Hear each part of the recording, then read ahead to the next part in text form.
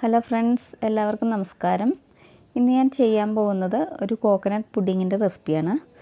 നമ്മുടെ വീട്ടിലുള്ള വളരെ കുറച്ച് സാധനങ്ങൾ ഉപയോഗിച്ചിട്ട് നല്ല അടിപൊളി പുഡിങ് നമുക്ക് തയ്യാറാക്കാം. ഇതിൽ നമ്മൾ ജലാറ്റിന് അതുപോലെ ചൈന ഗ്രാസോ ഒന്നും യൂസ് ചെയ്യുന്നില്ല. അപ്പോൾ ഇതെങ്ങനെയാണ് തയ്യാറാക്കിയെടുക്കുന്നതെന്ന് നോക്കാം. അതിന് മുന്നേ ആദ്യമായിട്ട് എൻ്റെ ചാനൽ കാണുന്നവരുണ്ടെങ്കിൽ ഒന്ന് സബ്സ്ക്രൈബും കൂടി ചെയ്തിട്ട് സപ്പോർട്ട് ചെയ്യണേ. അപ്പോൾ നമുക്ക് വീഡിയോയിലോട്ട് പോകാം.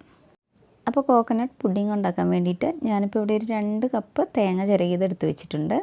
ഇനി നമുക്ക് ആദ്യം തേങ്ങയുടെ പാലൊന്ന് എടുക്കണം. അപ്പോൾ നമുക്ക് മിക്സിയുടെ ജാറിലേക്ക് തേങ്ങ ചിരകിയത് ഇട്ട് കൊടുക്കാം.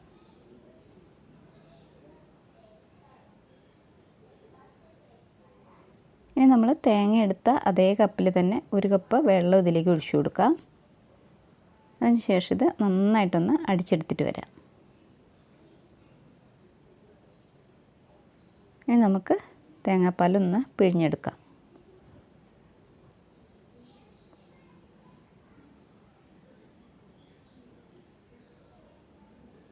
ഇപ്പോൾ തേങ്ങാപ്പാലൊക്കെ പിഴിഞ്ഞെടുത്തിട്ടുണ്ട്.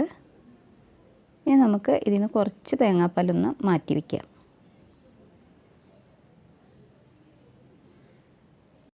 ഇനി നമുക്ക് ഈ തേങ്ങാപ്പാൽ ഒരു പാനിലേക്ക് ഒഴിച്ചു കൊടുക്കാം.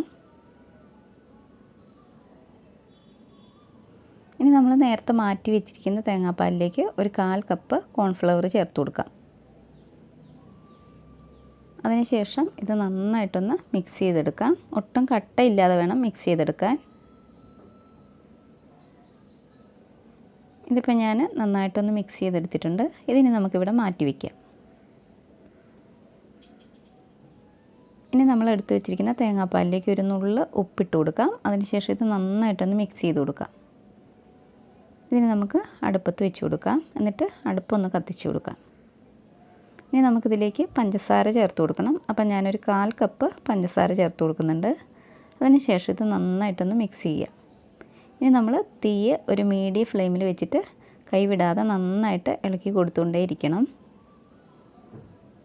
ഈ തേങ്ങാപ്പാൽ അത്യാവശ്യം നന്നായിട്ടൊന്ന് ചൂടായിട്ട് വരണം. അപ്പോൾ അതുവരെ നമുക്ക് ഇളക്കി കൊടുക്കാം.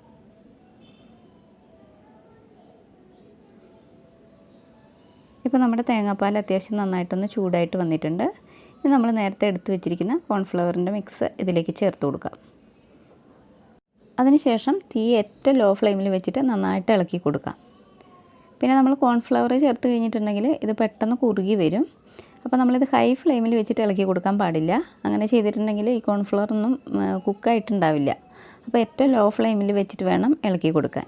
ഇനി ഞാൻ തീ ഓഫ് ചെയ്തിട്ടുണ്ട്. നമ്മുടെ ഈ മിക്സ് നന്നായിട്ട് കുറുകി വന്നിട്ടുണ്ട്. അപ്പോൾ തീ ഓഫ് ചെയ്തതിന് ശേഷം ഇതിലേക്ക് ഒരു 1/4 ടീസ്പൂൺ വാനില എസൻസ് ചേർത്ത് കൊടുക്കാം. അതിന് ശേഷം ഇത് നന്നായിട്ടൊന്ന് മിക്സ് ചെയ്യാം. അപ്പോൾ വാനില എസൻസ് നിർബന്ധമുള്ള കാര്യമല്ല, താല്പര്യം ഉണ്ടെങ്കിൽ ചേർത്ത് കൊടുത്താൽ മതി.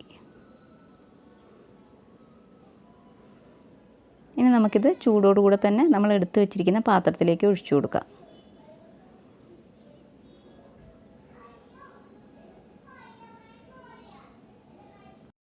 ഇതിന് ചെറുതായിട്ടൊന്ന് തണുത്തതിന് ശേഷം ഒരു 2 മണിക്കൂർ ഫ്രിഡ്ജിലൊന്ന് വെച്ച് കൊടുക്കണം. ഇതൊന്ന് സെറ്റാവാൻ വേണ്ടിയിട്ടാണ്. ഫ്രീസറിലല്ല വെക്കേണ്ടത്, ഫ്രിഡ്ജിലാണ് വെക്കേണ്ടത്. അപ്പോൾ നമുക്കിതൊന്ന് ഫ്രിഡ്ജിൽ വെച്ച് കൊടുക്കാം. ഇപ്പോൾ ഒരു 2 മണിക്കൂർ കഴിഞ്ഞിട്ടുണ്ട്. അപ്പോൾ നമ്മുടെ പുഡിങ്ങൊക്കെ ഒന്ന് സെറ്റായിട്ട് വന്നിട്ടുണ്ട്. ഇത് കാണാനൊക്കെ നല്ല ഭംഗിയുണ്ട്, അതുപോലെ കഴിക്കാനും നല്ല ടേസ്റ്റുണ്ട്. അപ്പോൾ എല്ലാവരും തീർച്ചയായിട്ടും ഒന്ന് ട്രൈ ചെയ്ത് നോക്കണം. അപ്പോൾ നിങ്ങൾക്ക് ഈ വീഡിയോ ഇഷ്ടപ്പെട്ടിട്ടുണ്ടെന്ന് വിചാരിക്കുന്നു. ഇഷ്ടപ്പെട്ടിട്ടുണ്ടെങ്കിൽ ഒന്ന് ലൈക്ക് ചെയ്യണം. അതുപോലെ ആദ്യമായിട്ട് ചാനൽ കാണുന്നവരുണ്ടെങ്കിൽ ഒന്ന് സബ്സ്ക്രൈബും കൂടി ചെയ്തിട്ട് സപ്പോർട്ട് ചെയ്യണേ. അപ്പോൾ മറ്റൊരു വീഡിയോയുമായി കാണുന്നവരെ ബൈ.